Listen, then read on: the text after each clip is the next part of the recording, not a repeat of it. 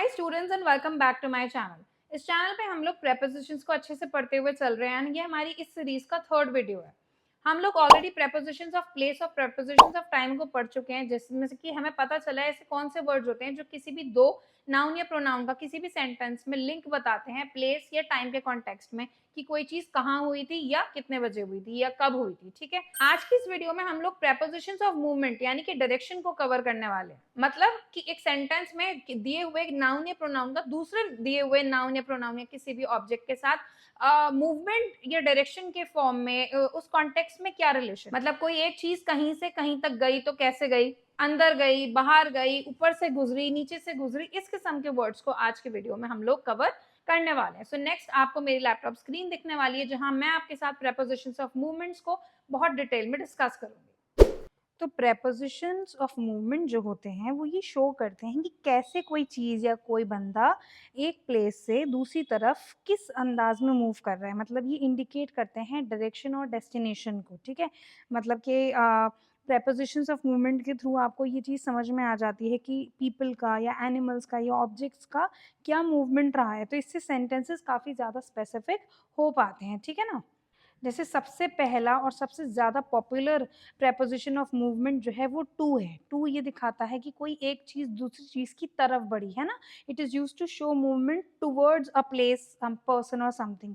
ये तो कोई भी चीज़ हो सकती है, इंसान हो सकता है, कोई जगह हो सकती है। ठीक है, लेकिन मूवमेंट यही पता चलता है टू से। ये इंडिकेशन होता है कि एक चीज़ एक तरफ से दूसरी तरफ तक गई। जैसे कि she is going to school. ठीक है, अब शी तो एक नाउन कैसी है, वो एक पर्सन है ना। लेकिन स्कूल भी एक नाउन, लेकिन वो कोई पर्सन नहीं है, वो एक प्लेस है। लेकिन ये नाउन इस दूसरी नाउन से जैसे मूवमेंट के थ्रू लिंक है ना, कि उसके स्कूल जाने की बात हो रही है, जाना उसका मूवमेंट है, लेकिन उस जाने के लिए हम कौन सा प्रेपोजिशन ऑफ मूवमेंट लगाएंगे, टू लगाएंगे। ठीक है, तो टू का क्या यूज होता है, जब एक नाउन या प्रोनाउन को दूसरी नाउन या प्रोनाउन से लिंक करा जाता है डायरेक्शन या मूवमेंट दिखाने के लिए। ठीक है, उसको प्रेपोजिशंस ऑफ मूवमेंट बोलते हैं। एंड टू इसका सबसे ज्यादा कॉमन यूजेज वाला एग्जाम्पल है। तो एग्जाम्पल नंबर टू हो गया we walk to the market, या फिर give this book to your teacher, है ना। ये कुछ एग्जाम्पल्स हैं। अब आते हैं इनटू पे। अब टू और इनटू का बड़ा एक दूसरे के साथ झगड़ा रहता है। जिसको समझ में आ जाए उसके लिए कुछ नहीं है, लेकिन जिसको समझ में नहीं आए वो हमेशा यहाँ गड़बड़ करता है, टू इनटू या फिर इन में। लोग बच्चे ये कंफ्यूज हो जाते हैं कि अरे टू और इनटू में इतना फर्क तो है नहीं, हमें कैसे पता चलेगा, हम क्या लगाएं। ठीक है, इनटू में फ़र्क सिर्फ़ इतना सा है, इनटू तब यूज़ करते हैं जब एग्ज़ैक्टली आप ये बता रहे होते हो। ये टू जो था वो एक चीज़ से दूसरी चीज़ की तरफ हो रहे मूवमेंट को इंडिकेट कर रहा था। यही चीज़ इनटू भी करती है, लेकिन इनटू का बस इतना सा रूल है कि इनटू में ये इंडिकेशन आपको दे रखा होता है कि कोई एक चीज़ दूसरी चीज़ या एरिया के अंदर जा रही है। मतलब एग्ज़ैक्ट मोशन होता हुआ जब दिखाई दे रहा होता है तब हम इनटू कहते हैं। जैसे कि एक एग्ज़ाम्पल होगा, the dog jumped into the pool. Dog pool के अंदर जंप किया, तो जब वो जंप कर रहा है, वो मूवमेंट हमारी आंखों के सामने हो रहा है, तब हम इनटू लगाएंगे, क्योंकि वो एक मूवमेंट हमें प्रॉपर होता हुआ दिख रहा है। हम यहाँ टू इसलिए नहीं लगाएंगे क्योंकि टू सिर्फ ये चीज़ इंडिकेट करता है कि एक चीज़ यहाँ से यहाँ गई, लेकिन हमें प्रॉपर ये बताना है कि किस वे में मोशन हुआ। जब हमें मोशन को एक चीज़ के अंदर जाता हुआ दिखाना होता है तब हम इनटू लगाते हैं। जैसे कि the cat jumped into the box, he poured milk into the glass, she went into the room. इसको जो है इनटू बोलते हैं। ठीक है,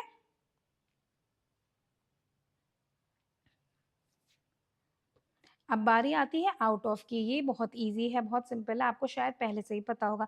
जब कोई चीज़ किसी चीज़ में से या किसी एरिया में से बाहर आती है, उसके लिए हम आउट ऑफ का यूज़ करते हैं। जैसे कि he ran out of the house, वो घर में से निकल के आया। The bird flew out of the cage, जो बर्ड थी वो अपने पिंजरे में से उड़ के बाहर चली गई। She walked out of the room, वो रूम से बाहर निकल के आ गई। तो आउट ऑफ बाहर आने को इंडिकेट करता है, इसमें कुछ इतना डिफिकल्ट है नहीं। अक्रॉस थोड़ा सा बच्चों के लिए कंफ्यूजिंग हो जाता है। तो अक्रॉस का जो यूज़ होता है वो तब होता है जब एक चीज़ मूव करके किसी दूसरी चीज़ की तरफ जाती है, लेकिन वो जो दूसरी चीज़ जिस चीज़ की तरफ वो चीज़ जा रही है, वो दूसरी चीज़ होती फ्लैट है। ओके, उसके लिए हम अक्रॉस यूज़ करते हैं। जैसे कि रोड हो गया, रिवर हो गया, फील्ड हो गया, तो ऐसी चीज़ें क्या होती हैं, फ्लैट होती है ना। तो इसलिए हम अक्रॉस का यूज़ करते हैं। जैसे कि they walked across the road, the bridge goes across the river, the boy swam across the lake. ठीक है ना। अच्छा, अक्रॉस के लिए और भी अगर मैं आपको एग्ज़ाम्पल्स दूँ रोड, रिवर, फील्ड के अलावा तो टेबल हो सकती है, प्लेग्राउंड हो सकता है, कंट्री हो सकती है, ठीक है? अक्रॉस द कंट्री भी बोलते हैं। मतलब बेसिकली जब हमें ये कहना है कि कोई एक चीज़ एक साइड से दूसरी साइड गई लेकिन दूसरी वाली साइड फ्लैट है या वाइड है, आप यहाँ पे वाइड भी ऐड कर सकते हैं, ठीक है ना? अगर आप अभी भी थोड़ा-सा कन्फ्यूज़्ड फ़ील कर रहे हो, मैं आपको और ईज़ी वे में अगर एक्सप्लेन करूँ तो देखो इमेजिन करो आप रोड की एक साइड पे खड़े हो। जब आप वॉक करके उस रोड को दूसरी साइड जा रहे हो, एक साइड से दूसरी साइड, तब उस वे में आपको क्या कहना चाहिए? तब आपको अक्रॉस का यूज़ करना चाहिए, ठीक है? अक्रॉस मतलब one side to the other side but specially when something is flat और वाइड, ठीक है? इसकी एक ट्रिक मैं आपको याद करने के लिए बता दूँ कि जब भी आप किसी भी एक चीज़ के मूवमेंट से दूसरी चीज़ के मूवमेंट के बीच में एक लाइन या सरफेस को इमेजिन कर पाओ तब आपको अक्रॉस लगा देना है, ठीक है? अगर जैसे आप ब्रिज है, ब्रिज एक सीधी लाइन को तो इंडिकेट कर रहा है ना? तो जब भी ऐसा कुछ फ्लैट आपके ध्यान में आए तब आप अक्रॉस लगा सकते हैं, लेकिन ध्यान रखें बात जब सिर्फ मूवमेंट की हो रही हो, एक जगह से दूसरी जगह की मूवमेंट की तब आप अक्रॉस लगाओगे, ओके? अब दूसरा जो मूवमेंट का इंडिकेशन देने वाला प्रेपोज़िशन है वो थ्रू है। थ्रू भी इंडिकेट कर रहा है मूवमेंट लेकिन अब हम थ्रू में और अक्रॉस में कैसे डिफरेंशिएट कर पाएँगे? अभी आपको बताया कि अक्रॉस में movement from one side to the other था specially when the other side is flat, है ना? या फिर वाइड। लेकिन थ्रू में क्या होता है when there is movement inside और विदिन समथिंग के मतलब जब कोई चीज़ किसी चीज़ के अंदर से उसी के अंदर एक हिस्से से दूसरे हिस्से तक मूवमेंट करके जा रही है तब आप थ्रू लगाते हो। जैसे कि एक टनल के एक सिरे से दूसरे सिरे तक या एक जंगल है, जंगल के एक सिरे से दूसरे सिरे तक या जंगल के अंदर ही अंदर जब मूवमेंट हो रहा है तब आप थ्रू लगाते हो। जैसे यहाँ एग्ज़ाम्पल के तौर पे दे रखा है the train pass through the tunnel, we walked through the forest, the river flows through the city. City के अंदर ही अंदर मूवमेंट हो रहा है, उसी के अंदर रिवर का मूवमेंट है ना तब आपने थ्रू लगाया। ठीक है, तो क्या मेन की आइडिया क्या है थ्रू का when there is a movement inside something not just over और अक्रॉस द सरफेस, ठीक है? जब किसी चीज़ के अंदर मूवमेंट होता है तब आप थ्रू को लगाते हैं। अगर एक क्राउडेड रूम की भी बात की जाएगी, एक रूम में बहुत क्राउड हो रहा है, एक तरफ से दूसरी तरफ चल के आना मुश्किल हो रहा है आपका, मूवमेंट उसी रूम के अंदर आपने किया है, तब भी आप क्या लगाएँगे? थ्रू लगाएँगे। अच्छा, अब आता है अलोंग। अलोंग क्या इंडिकेट करता है जब मूवमेंट उसी लाइन में हो रहा होता है या उसी चीज़ के बराबर में किया जा रहा होता है जो आपका दूसरा ऑब्जेक्ट है, ठीक है? मतलब कि जैसे कोई चीज़ मूव कर रही है सेम डायरेक्शन में या सेम लेंथ में उसके दूसरे कंपैरिज़न वाली चीज़ के या वही पाथ, वही लाइन फॉलो कर रही है। एक नाउन दूसरे नाउन के जैसा सेम लेंथ या सेम डायरेक्शन या सेम पाथ को फॉलो कर रहा है तब आप क्या लगाते हो? तब आप अलोंग लगाते हो, ठीक है? जैसे for example we walked along the beach, he ran along the wall कि वो वॉल के सिरे से लग के वॉल के जिधर को जितनी जहाँ जहाँ वॉल थी उसी लाइन में चलता चला गया। वो जैसे जैसे बीच का डायरेक्शन था वो बीच की ही किनारी पे चलता चला गया। There are trees along the road side पे ट्रीज ही ट्रीज है, मतलब जहाँ रोड की जो बाउंड्री है उस पूरी बाउंड्री पे ट्रीज ही ट्रीज है, तब आप क्या लगाओगे? अलोंग। अच्छा, अब आता है फ्रॉम। फ्रॉम तो बहुत ही कॉमन प्रेपोज़िशन है जो आप शायद अपने बचपन से जब से आपको प्रॉपर इंग्लिश समझ में भी नहीं आई होगी तब से यूज़ कर रहे होंगे। अब फ्रॉम का जो रूल है वो बड़ा सिंपल है, ठीक है?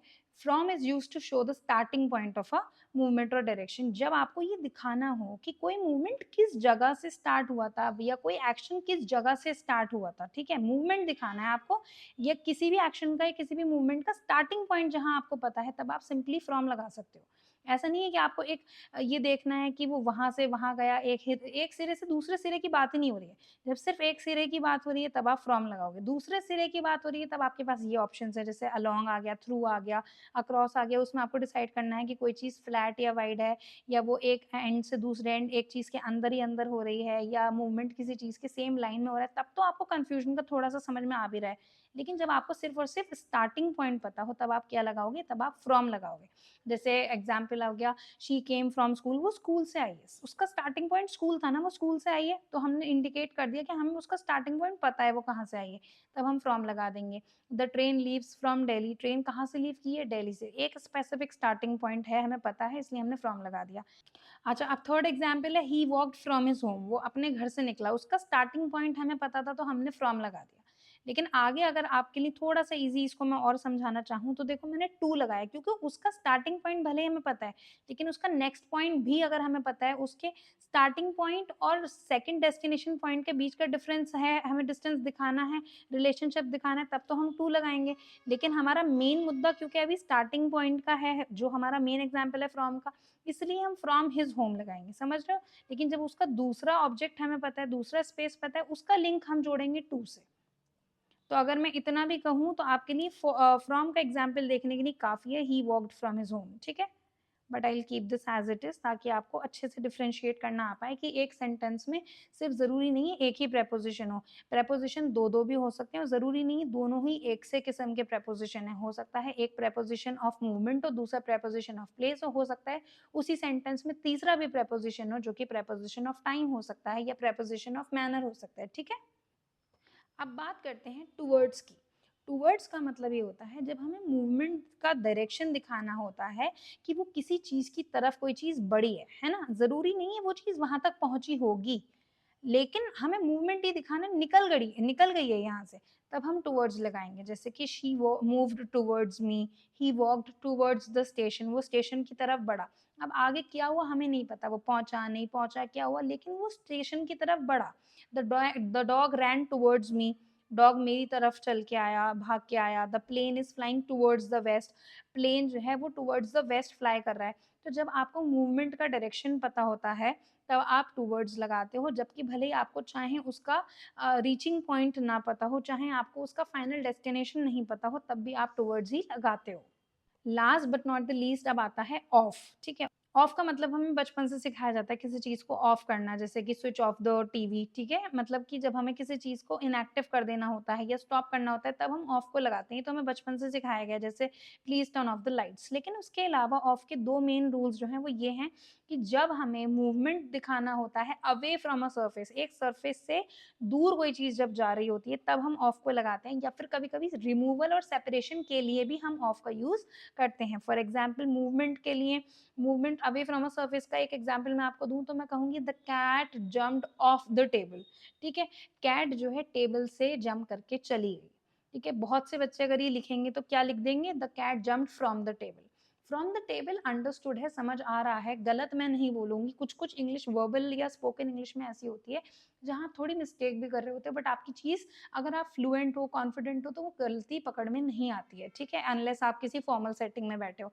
लेकिन अगर आपको प्रॉपर एक फॉर्मल रिटन एग्जाम के लिए प्रिपरेशन करनी है और ऑफ का यूज़ और आप पढ़ रहे हो, तब यहाँ आप फ्रॉम द टेबल लगा के आ जाओगे तो वो गलत ही होगा।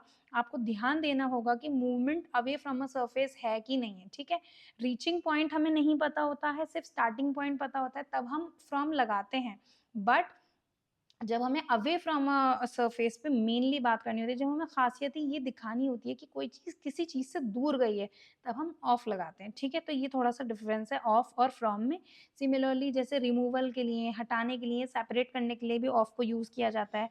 जैसे कि please take your feet off the chair, please अपने पैर हटाओ चेयर से, या फिर ही टूक हिज जैकेट ऑफ, उसने अपनी जैकेट को उतार दिया। तो उतारने के लिए, सेपरेट करने के लिए, निकालने के लिए भी आप ऑफ का यूज़ करते हो। That being said I hope ये चीज़ें आपको सारे के सारे सब समझ में आ गए होंगे। तो ये थे हमारे prepositions of movement and I am sure आपको ऑलरेडी पहले से इनमें से काफ़ी चीज़ों के रूल्स पता होंगे, बट आज इनके रूल्स को और अच्छे से समझ के आपका ये जो कॉन्सेप्ट है वो उसमें कोई भी कन्फ्यूजन अगर होगा वो क्लियर हो गया होगा। एंड अभी भी कोई कन्फ्यूजन हो आप लोग मेरे साथ कमेंट्स में डिस्कस कर सकते हैं। Now on your screen you will see some worksheet exercises जिसको आपको बहुत अच्छे से प्रैक्टिस करना है, एंड इस वर्कशीट की लिंक जो है मैं डिस्क्रिप्शन बॉक्स में आप लोगों के लिए दे दूंगी। वहां से आप इसे डाउनलोड कर सकते हैं या फिर डायरेक्टली डॉक्यूमेंट से देख के अपने आंसर्स मेरे साथ कमेंट्स में डिस्कस कर सकते हैं। कोई भी कंफ्यूजन हो तो मुझसे बात करें। एंड अगर कोई ऐसा और भी टॉपिक हो प्रेपोजिशंस को छोड़ के या पिछले वीडियोस के कोई कंफ्यूजन आपके पास हो, अगर आपने वो वीडियोस नहीं देखी तो प्लीज उन्हें देखें। बट अगर कोई भी कंफ्यूजन हो तो मेरे साथ डिस्कस करें। मेरी वीडियो हेल्पफुल लग रही हो तो प्लीज मेरे वीडियो को लाइक करें, मेरे चैनल को सब्सक्राइब करें and help my channel grow by engaging with my videos. Thank you so much for watching. Bye.